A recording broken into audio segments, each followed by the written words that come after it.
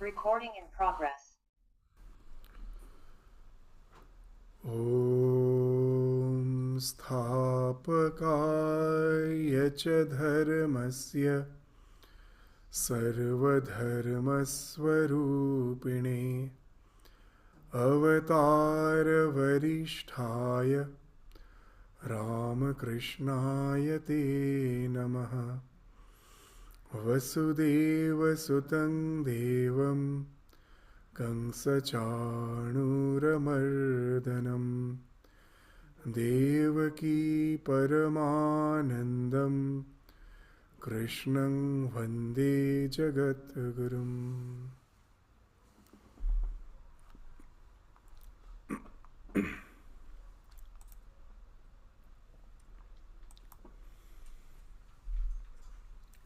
So we are almost in the last section of the 7th chapter of Bhagavad Gita, which deals with the concept of Avatara, the divine incarnation, who incarnates again and again to redeem the humanity. And he has some special qualities. He is a being who is totally different from any other beings who are deluded by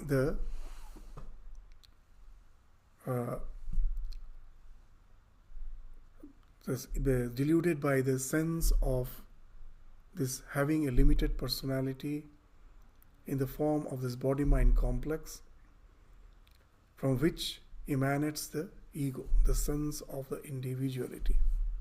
He is above that, and that we were describing in the last class in details. So today we will just proceed from that section where there's a distinction has been made that how an avatara is totally different as per his paradigm is concerned, the way of looking at the world is concerned, is totally different from all other beings. So in the last class, we ended with the 26th verse of the 7th chapter. So we will start from the 26th verse to have a continuation with the next verse. So what the 26th verse said, as we studied in the last class,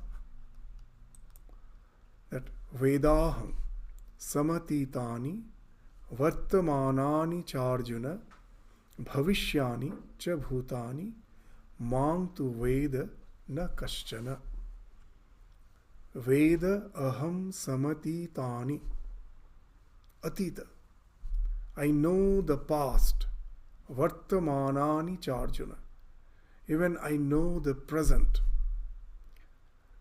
Bhavishyani cha bhutani. Even I know the future. So of whom? I know the past, the present and the future of whom?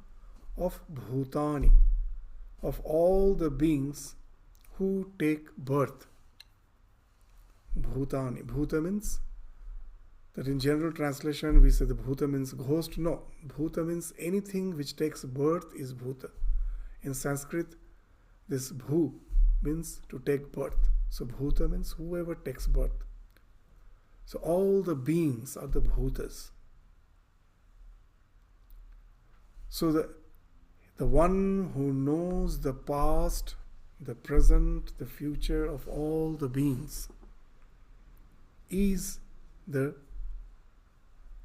incarnation, is the divine, is the God who incarnates again and again as a human being. So he looks like a human being, but his total, as per his perception is concerned, is totally different from us. He is sarvagya. He knows everything. And we are alpagya. Our knowledge is limited. Samangtu, and but you, that I know everything, but you know nothing as such of the of the past, present and future of all the beings. Your existence is limited by your present birth. You are born at certain point of time, you are going to die at certain point of time, and your knowledge is limited within this. But I know everything. So what's the idea here? That why we are Alpagya and why Ishvara is Sarvagya. So this idea, we won't continue with the 26th verse. We just studied this verse. We just took up this verse today. In the last class we were studying in details. We took up this verse as a continuation for the next verse. The idea is that we are Alpagya, we have a limited knowledge, and God has unlimited knowledge. Everything He knows, the past, the present, the future of all the beings of the entire existence. Why? So that why has been answered in the next verse. Let us enter in the next verse and then we will go to the discussion of it. So what is the obstacle to their knowledge, to all the beings' knowledge, by which we the mortals are deluded and remain ignorant of the Lord, of the entire existence? 27th verse of the 7th chapter. Ichcha dvesha samuthena dvandva mohena bharata sarva bhutani sammoham sarge yanti parantapa. So all beings from their birth, O Bharata, this Arjuna is being addressed here as Bharata.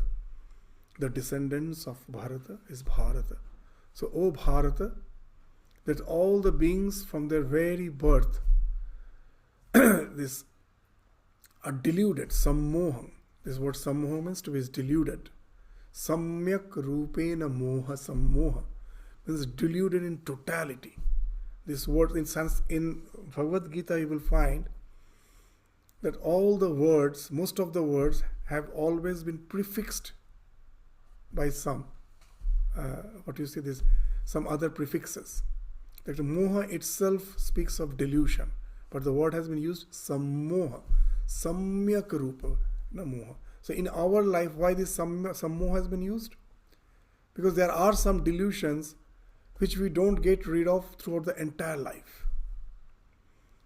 Suppose I am in the twilight hours passing through a forest and there's a rope just lying by.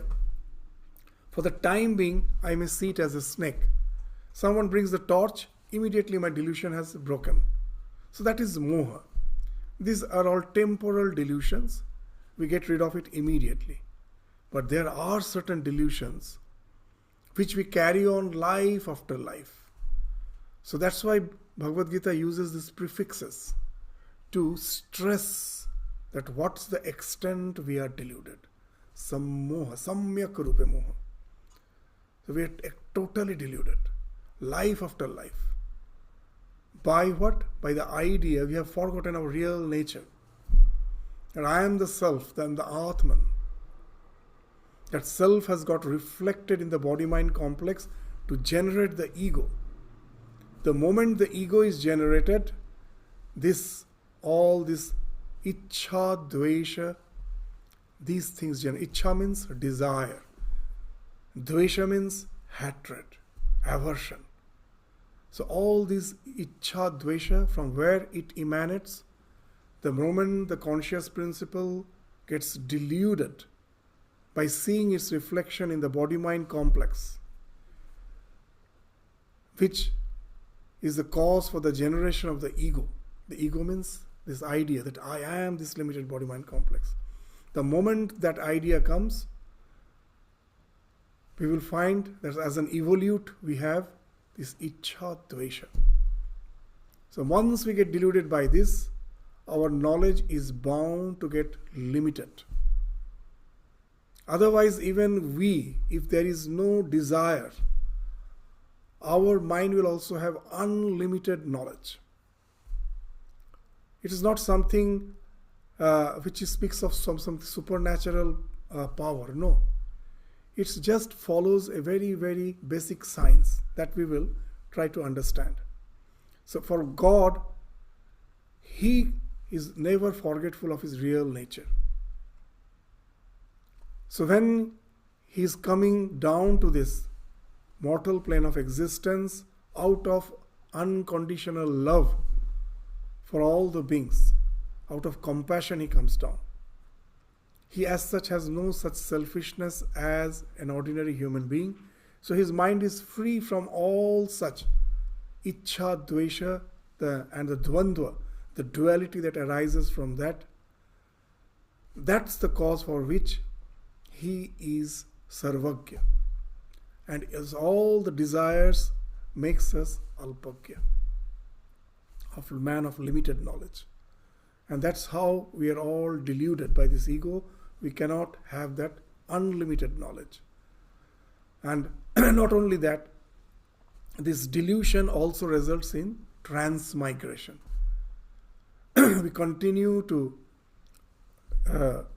take birth again and again to fulfill, for the fulfillment of the unfulfilled desires. Our unfulfilled desires gravitates us again to this, down to this mortal plane of existence. We are almost forced to come down to this worldly plane of existence in our eternal quest for fulfillment, which we go on chasing, but we find that it is never fulfilled. Even in modern psychology, they use the term hedonistic treadmill. Hedonistic treadmill. In a treadmill, you will find that when I am running, I go nowhere. In the same place I am running. And the word hedonistic means hellish. It creates a tremendous suffering. All the dukkha. You will find in the Buddhist philosophy the idea that 4 Arya Satya, the 4 noble truths. The first is called dukkha. This word dukkha is wrongly translated as suffering. It is actually not suffering. It actually means dissatisfaction. So you may say, what is the difference between suffering and dissatisfaction? Both those are same. Both are not same. Suppose you are enjoying a delicacy and I ask you, are you suffering? You will say, of course not. I'm enjoying the delicacy. There is no question of suffering. But if I ask you, are you satisfied? Immediately a big question mark will be in your mind. Most probably while enjoying the delicacy, already you have developed a desire to have a second. That I will have a second serving of this. So you're not suffering. But are you satisfied? No. So dukkha means dissatisfaction. It doesn't mean suffering. So there's a difference. So if you translate it as a suffering, then the entire Buddhist philosophy becomes pessimistic. It's not pessimistic. It is just speaking of the fact, the basic fact of life. That dukkha is this dissatisfaction. From where it comes? Ichcha dvesha. Even in the Buddhist philosophy, you'll find the second noble truth. That why we are dissatisfied. The same thing. Tanha, desire. This ichcha. Even dvesha is also a desire. Why it's a desire? When my desire, if I am having a tremendous hankering to fulfill a desire and there is an obstacle, immediately that finds expression as dissatisfaction, dvesha, as anger, as rage. So dvesha is also is something which emanates from ichcha. So how nicely we'll find that Buddha is speaking of that because of this the first reason which we find that throughout the world, everyone is dissatisfied. The cause of dissatisfaction is tanha. So this is the same thing here. This tremendous dissatisfaction is in us because of this polarity in the form of ichcha dvesha. And here it has been spoken of as it has made us alpagya. Our knowledge is limited. Now, in the modern world, with the help of this internet, we can try to understand the idea of sarvagya and alpagya. That how our desires makes our knowledge limited. So when you are in front of your computer, you try to just get connected to the internet. Now you will find this knowledge there is almost unlimited. anything you can acquire, all the knowledge you can acquire, it's there in the system. But we will find that we all have created our own world out of it. Suppose someone is a medical student. What he will be doing as per his state of his existence, naturally his desire is to be a doctor. His ichha, his desire to be a good doctor, now limits his fund of knowledge. He will be downloading only the data available for his medical sciences, isn't it? And that will create his world. But the internet is vast.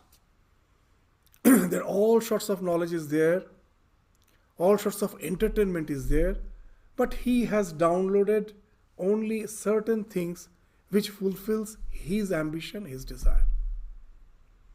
So this is something which is applicable to all of us.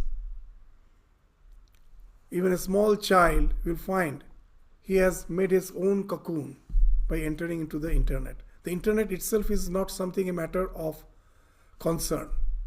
But why the parents are concerned? Because the child has made a cocoon. He has created his own cocoon in which he is totally immersed. He is not using it for the purpose for which it is. He is actually that way abusing it and has created his own world. So you will find that this collective knowledge, even in the internet, is something like the mind of the God. If there are no biases, that knowledge is unlimited. It is our biases that is limiting the knowledge. I am just creating my own world out of that. So similarly, even in Vedanta they speak of there's only one mind, Samashti Mana. That is non-local. And that collective mind is the mind of God, where everything, all the knowledge is there. But we, because of our desires, are limiting the knowledge. We will understand it even with modern, there's so many experiments, that how our vision becomes myopic, short-sighted. We cannot see just a few steps ahead of us. You know, there's those who are short-sighted, they have to use that, like I am also short-sighted. I have to use my glasses. If I remove the glasses, I can see just only a few, just a few, 1 or 2 feet ahead of me. I cannot see far off distance. The mountain will immediately become invisible for me. So that's why it is called short-sightedness. I can see only to a short range. I cannot see something beyond that. Our desires makes us short-sighted. How? It all makes us alpagya. Our knowledge becomes limited. Even in our day-to-day life. This wonderful experiment, the marshmallow experiment. So many of you have heard of it.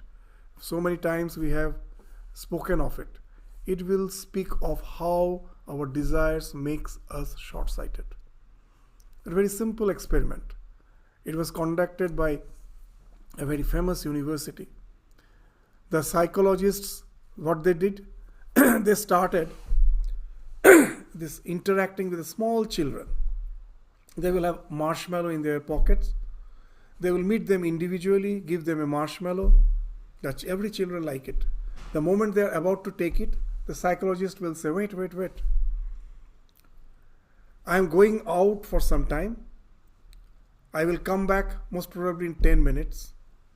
If you can wait without eating this marshmallow, in the small plate he has given that marshmallow, let it be here. Do you like the second? Would you like to have a second marshmallow? Of course. The small kids, they like it very much. So if you like to have a second piece of marshmallow, you have to just wait for 10 minutes. I'm going out for some work. I will come back and then you can have it. And then these children are under the surveillance camera to just see their reaction. And they find that in 10 minutes, most of the children become restless. They try their best not to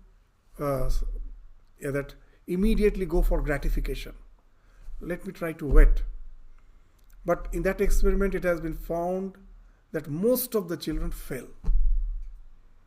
They cannot just even wait for the 10 minutes, and they will just take that marshmallow. By the time the psychologist has came back, he has already eaten the marshmallow, or she has eaten the marshmallow. Only a few children could have succeeded. And very interesting, the experiment doesn't end there.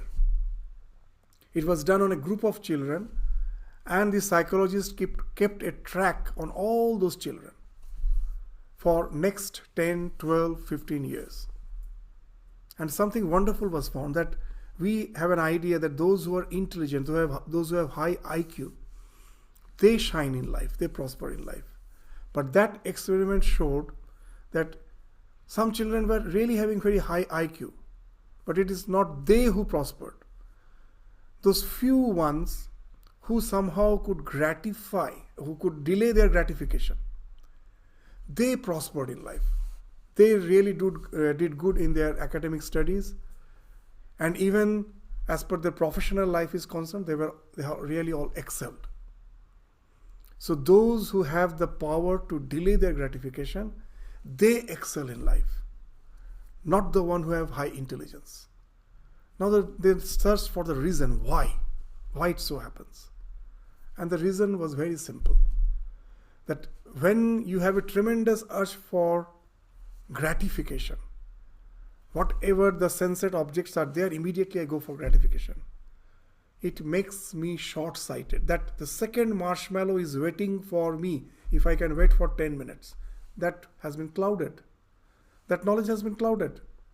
I just am seeing this one marshmallow. I cannot even wait for 10 minutes for the second marshmallow.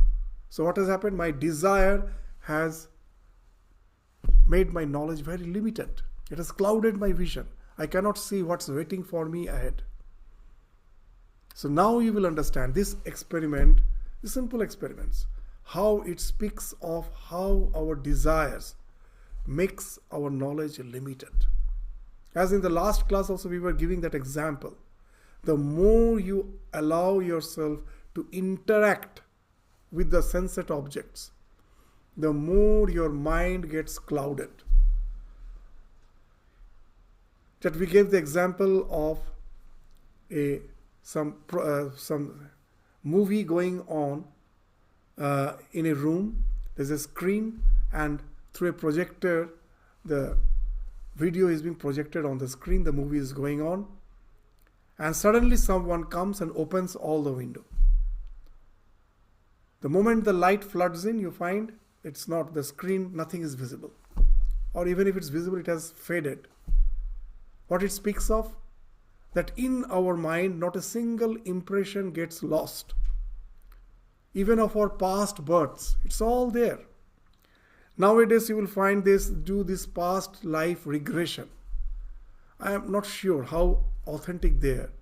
But even if you go to the internet and search this past life regression, a wonderful thing you will find. They all are resorting to a type of hypnosis. That they will suddenly, the one who is trying to make you remember your past is trying to calm you down. They will ask you to sit on a couch, relax, and then will try to have full control over your mind, so that your mind first of all gets totally blank. And then only the past starts as if being visualized in your mind. So whether they are all correct or fake, that I'm not going to. That they are all genuine or fake, I'm not going into that. That how authentic they are, I'm not going to that. But the basic idea what this speaks of, that even when something is faked, fake means what? Something genuine is there, which in the we try to imitate and we fake. We cannot imitate properly and we fake.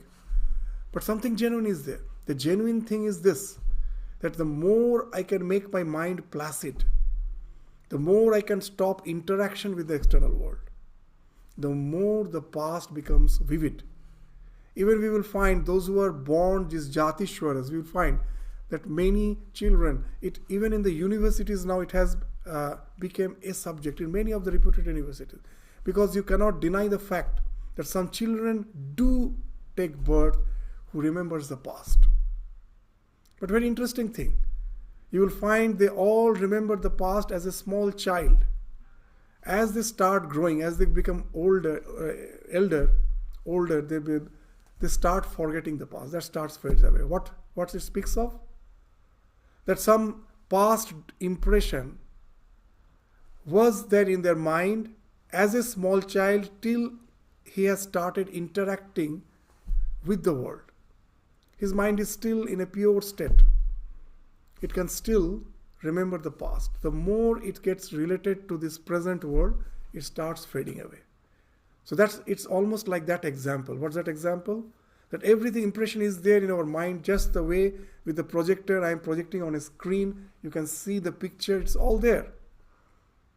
But the moment I open the windows, the light floods in, it's no more visible. That external light overpowers the light which is projected on the screen, and I can see nothing.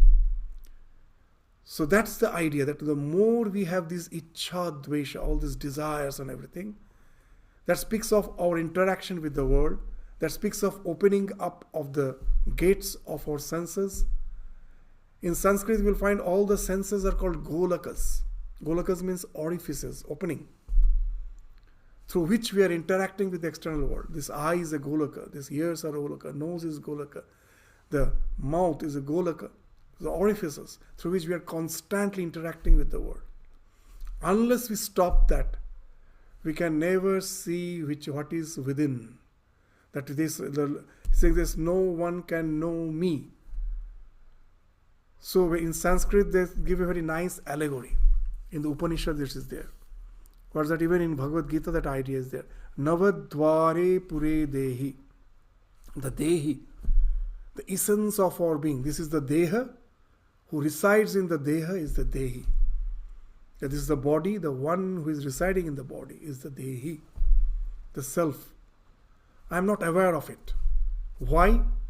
Because all these external senses are constantly interacting with the world. So they give an allegory, a nice example of this 9 gates. That Navadvare pure dehi naiva kurvan nakarayan. He is doing nothing, sitting there. He is the one who is the dehi. He is as if sitting in a city which has 9 gates. What are the 9 gates? The 2 eyes, the 2 ears, 2 to 4, the 2 nostrils, 6, mouth, the 7, the organ of excretion or evacuation, the 8th, and the organ of procreation, the 9th. So these are the 9 gates through which we are constantly interacting with the world. So the Dehi is sitting in a city, in a puri, which has these 9 gates. So if you go to these Indian temples, the old temples, you will find the traditional temples. The Garbhagriha, where in the Sanctum Sanctorum, where the deity is, that Sanctum Sanctorum is very small. In the traditional temple, they never allow any electric light to be there. Sometimes with the help of some small lamp you can enter. The deity is in the dark. And there will be 9 gates all around that. Even in Belur Math, you will find there are exactly 9 gates. What's the idea? That the Dehi, the essence of our being, is seated in the center of your heart, the city which has these 9 gates. As long as they're open, you can never see it. So if you enter this traditional shrine, these are all symbologies, wonderful symbologies, which speaks of something which is very sublime truth. You will find, sometimes you go, you find all the doors are closed. And you think the shrine, the temple is most probably now not open. And you ask someone, is the temple closed? Well, no. Offering is going on. Some offering is going on. So the doors are closed. Once the offering is over, the doors will open. So what's the idea? Very wonderful idea. So the Dehi who is sitting inside the shrine, if you have to have communion with him, the offering means, in the name of offering, you are having a communion with him. Then all these 9 doors has to close. And then only you can interact with the one who is residing. That The Lord in the last verses mentioned that no one knows me. I know everything. Why no one knows me? Because of this ichha dvesha, constant interaction. Unless we stop that, we can never see the one who is residing within. How nicely, even in the Upanishad, that mantra is there. This paranchi khani vyatrinat swayambhu tasmat parak pashyati na antaratman kaschid dhira pratyagatmanakshat avritta chakshu amritatvam icchan. So nice, beautiful. Paranchi khani vyatrinat swayambhu. The Lord Swayambhu. See, these words are so. This just now we read Bhuta. Bhuta means those who take birth. They are Bhuta. And the Lord has been spoken of as Swayambhu. Whenever you are taking birth, there is a cause behind that birth. But the Lord, the ultimate reality, what is the cause of His existence?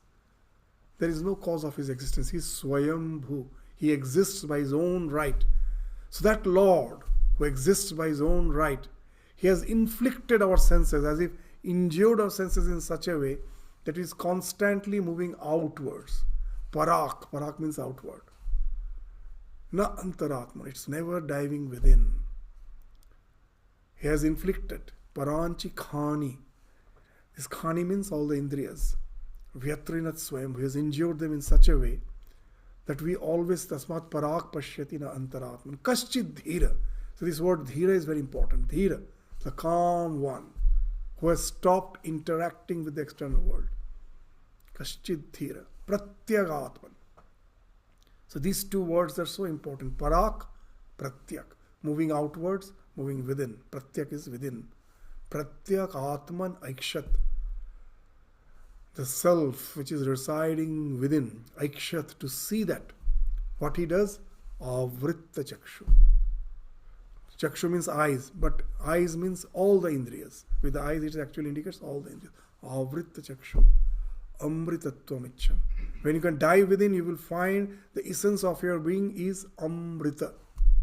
It never follows the process of transmigration. It is. Because by its own right, it exists through eternity, in the eternal present, without any transformation.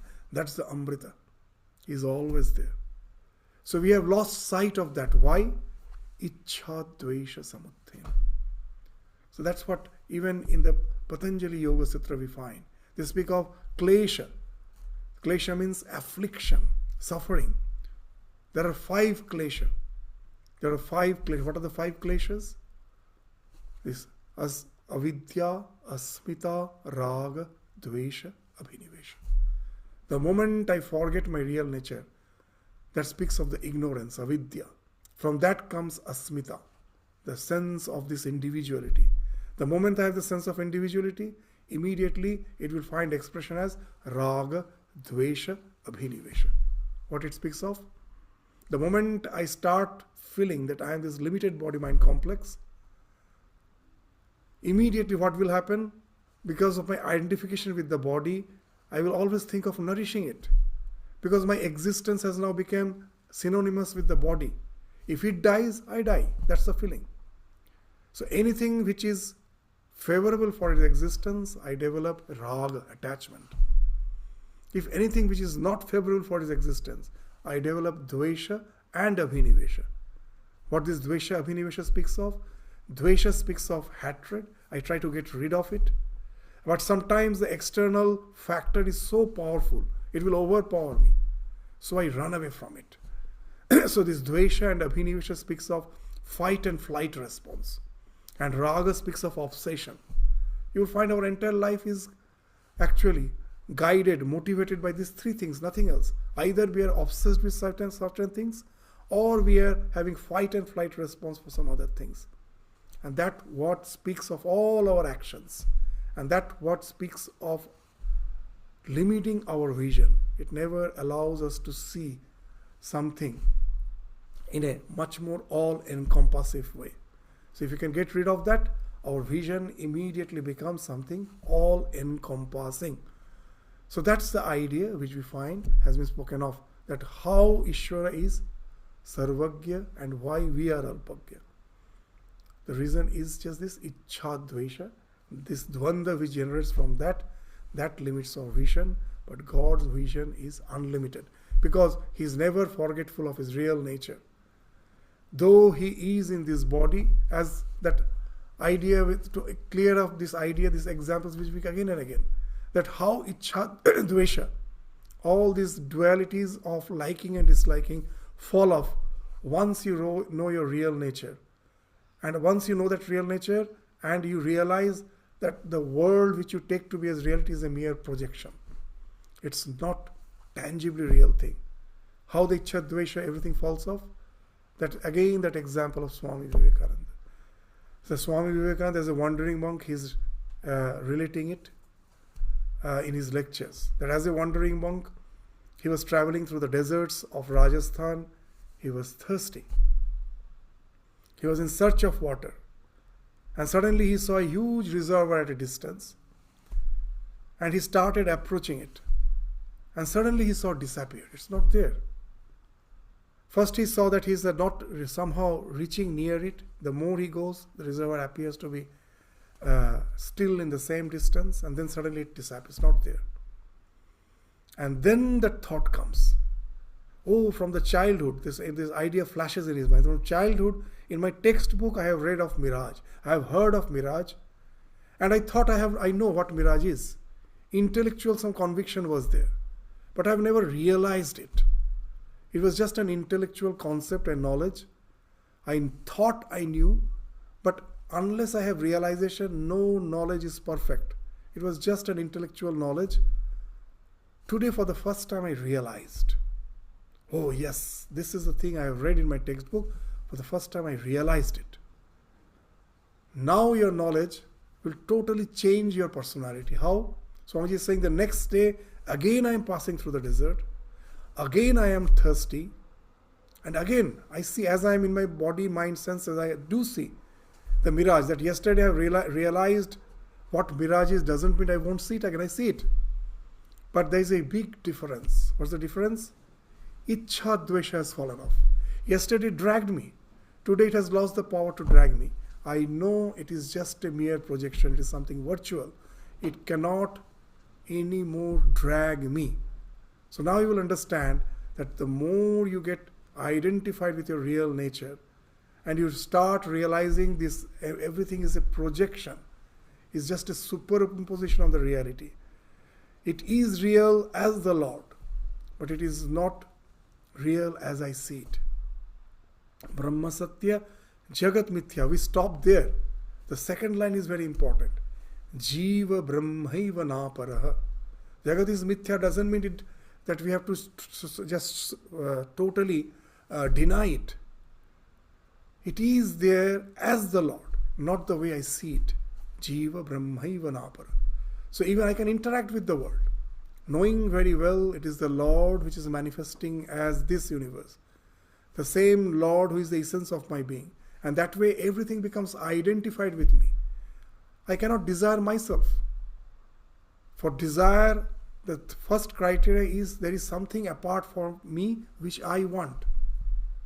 So all the desire falls off when you know the entire creation is nothing but the projection of the self and self alone. So that's how this ichha dvesha, when it falls off, then the question of limitation of the knowledge is no more there. That your knowledge becomes unbound, just like that of the God.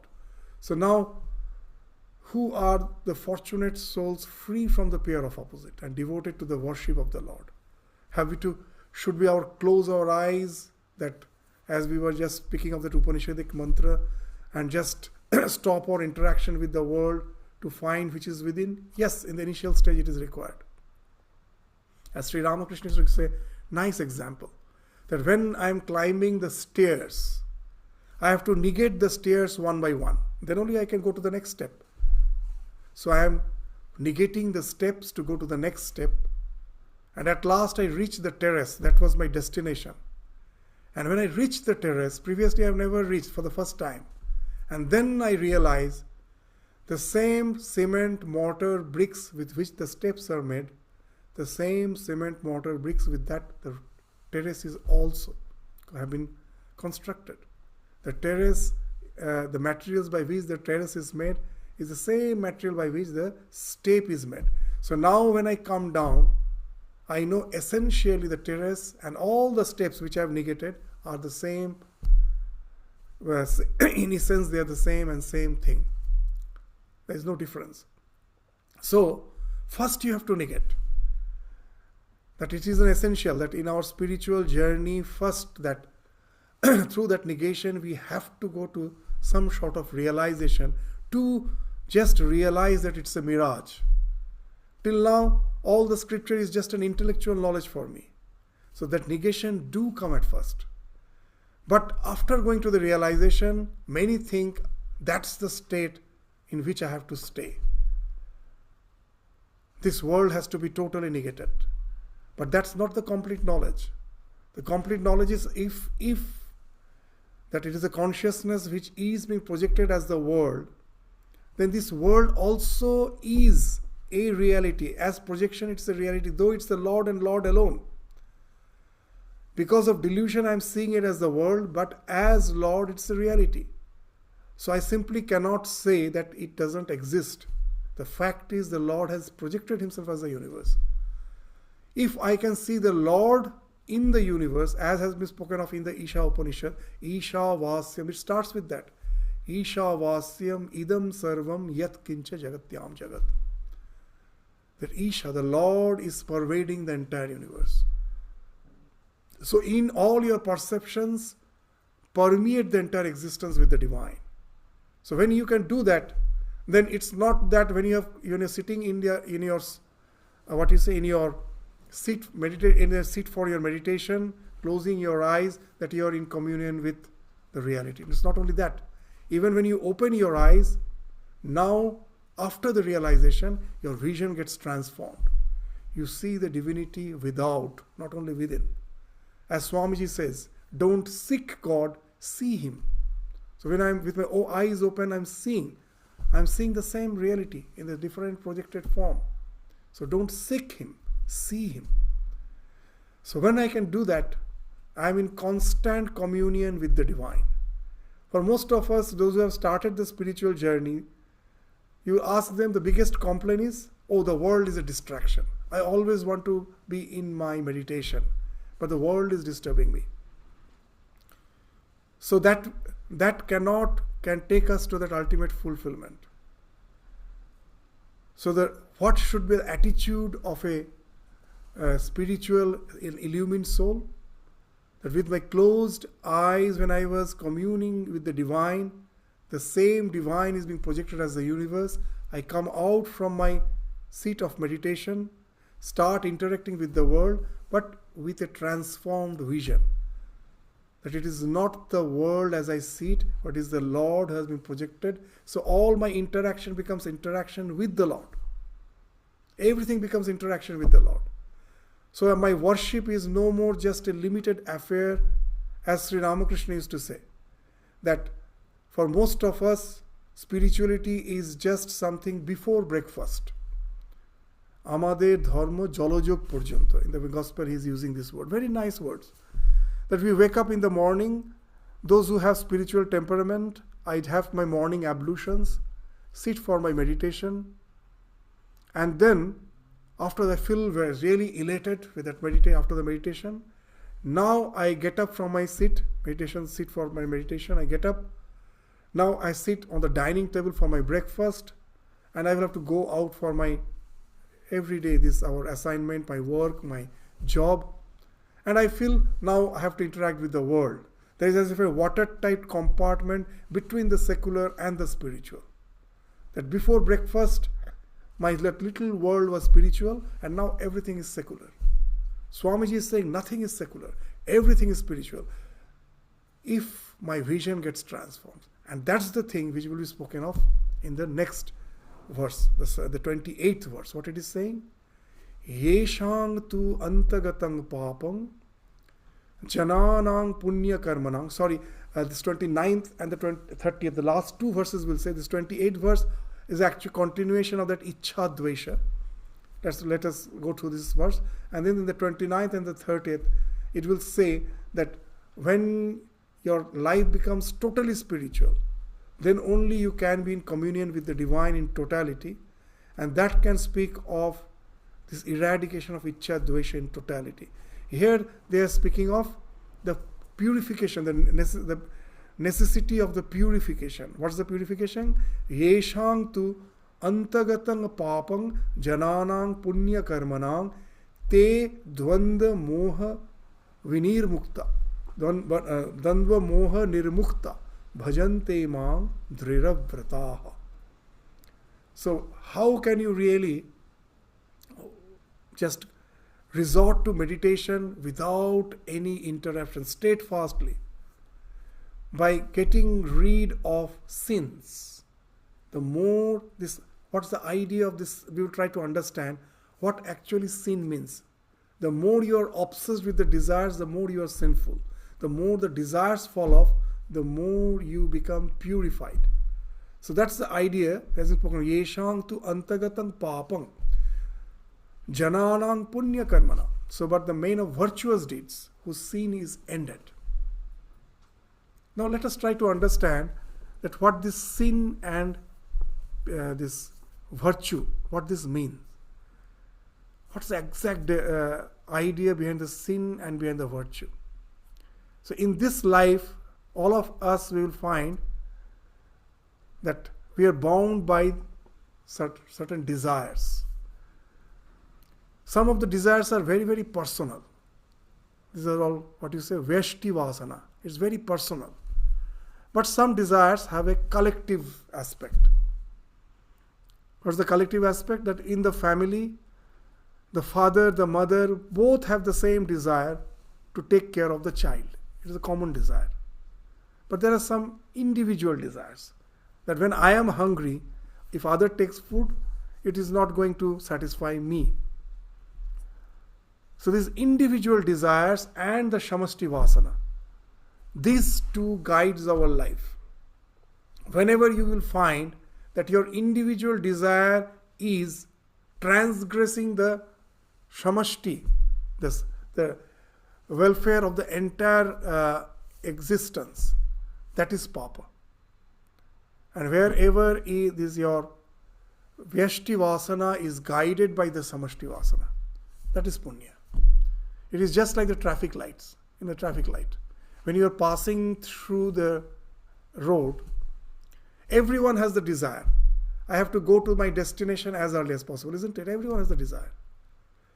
But it cannot be, it's not possible. There will be a chaos. When you come to the crossroads, whenever there is a crossroads, if everyone wants to go to their destination fast, there will be an accident.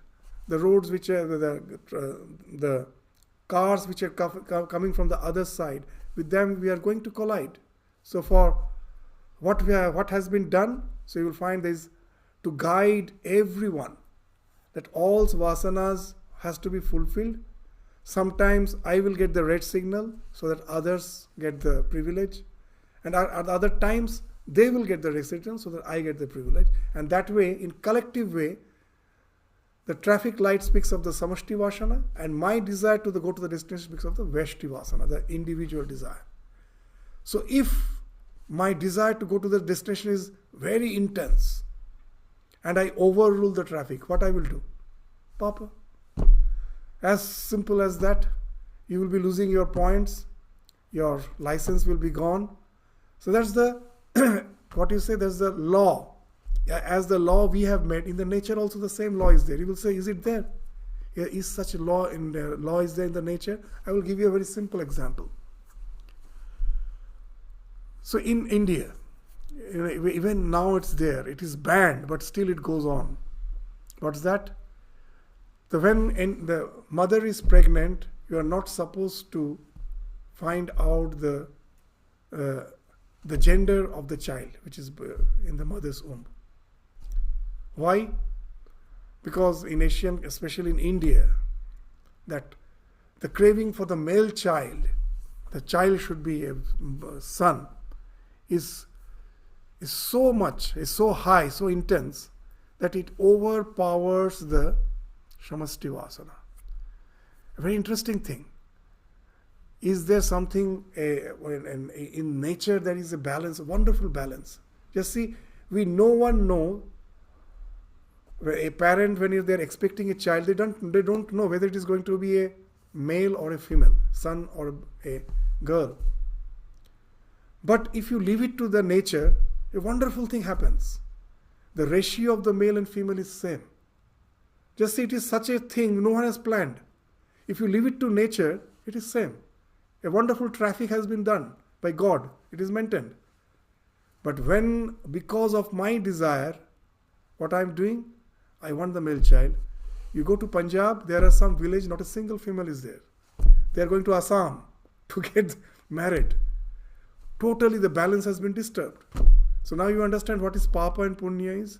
Whenever your Vyashti Vasana, your individual desire, anywhere, I'm giving this one example, anywhere you will find when your individual desire is overpowering the Shamashti, the collective welfare, it is Papa.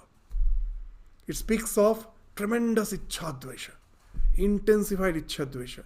So to really get rid of all the desire, that comes much later. First, initially, let me just develop that discipline. That in my life, I have my desires. It's not that I have to become a just total recluse. Get rid of all the desires immediately. No need. It's quite good to fulfill your desires. But it should always be guided by the collective welfare.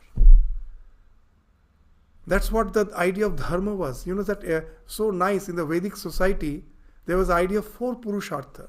Dharma, artha, kama, moksha. Dharma, what that dharma meant? Dharma meant this. To discipline yourself in such a way that your desires never overpower the collective desire.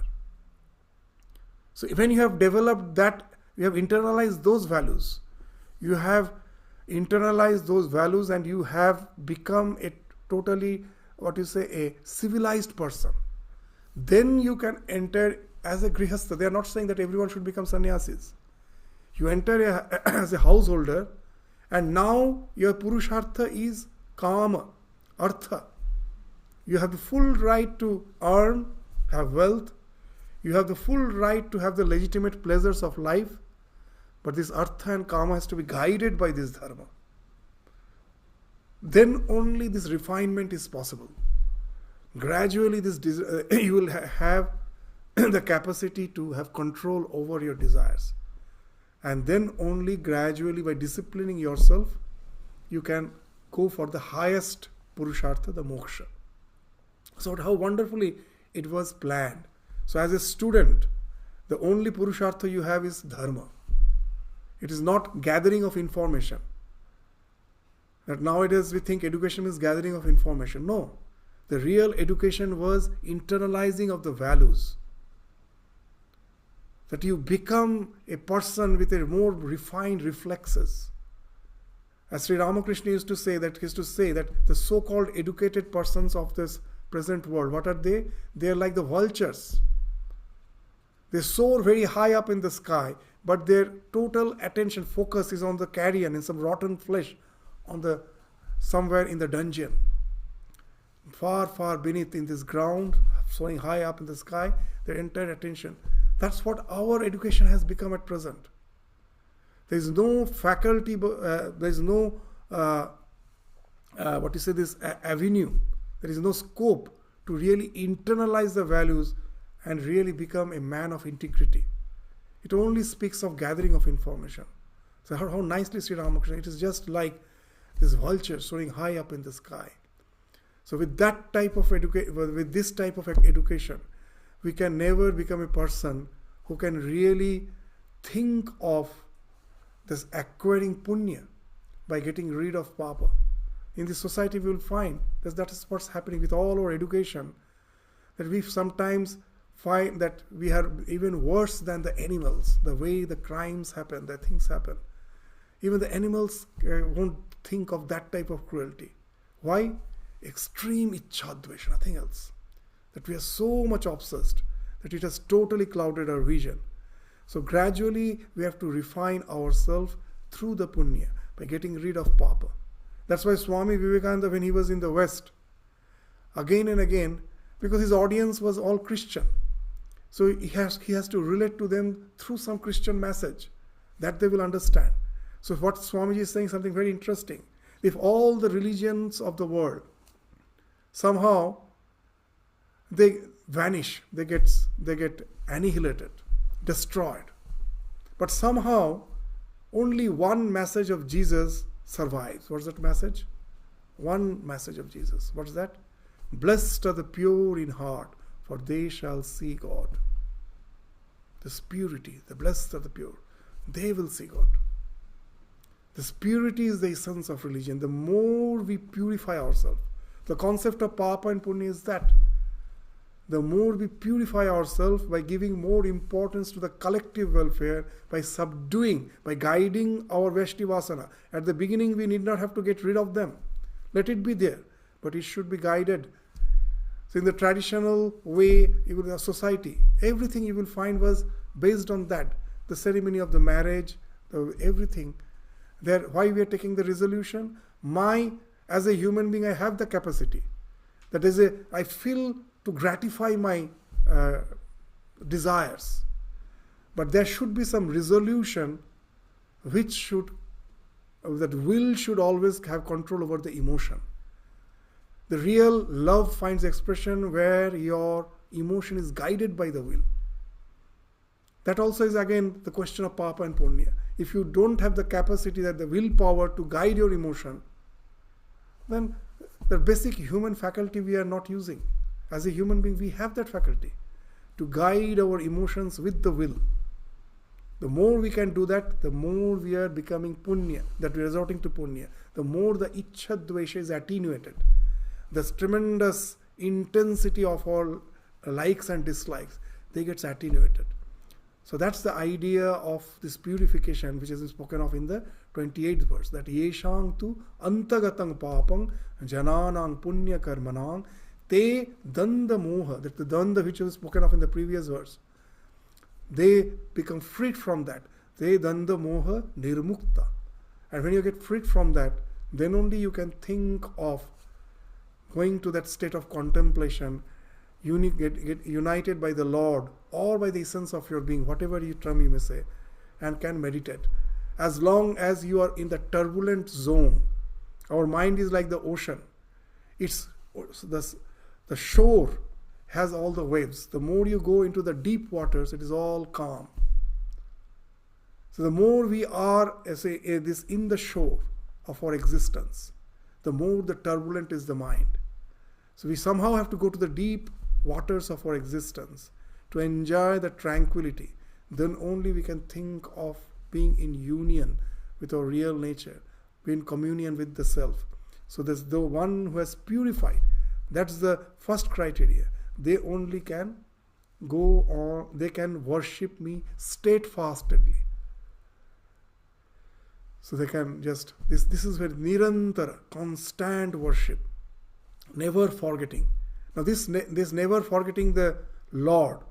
For that, again, this next verse will say that idea. It's not when you are closing your eyes and trying to contemplate the divine within. Even with your open eyes, if you have that paradigm, that orientation, it is the Lord who is finding expression as the universe, then only you can have a steadfast devotion to the Lord. Because your worship should be 24/7 affair. Your spirituality should be a 24/7 affair.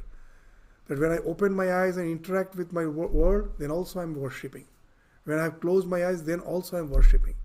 So to have that type of paradigm, orientation, the next two verses will speak of that how to relate to the reality in totality, so that our worship doesn't remain a partial affair. It becomes something, a whole time affair.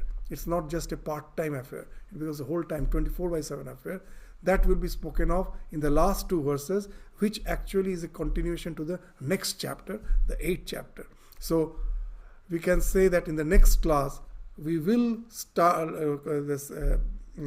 study the last two verses of this Bhagavad Gita, which will be also an introduction to the 8th chapter. We'll find this is a continuation. And then we will proceed to the 8th chapter slowly and gradually. So with this, we stop our discussion today. Thank you all. Namaskar.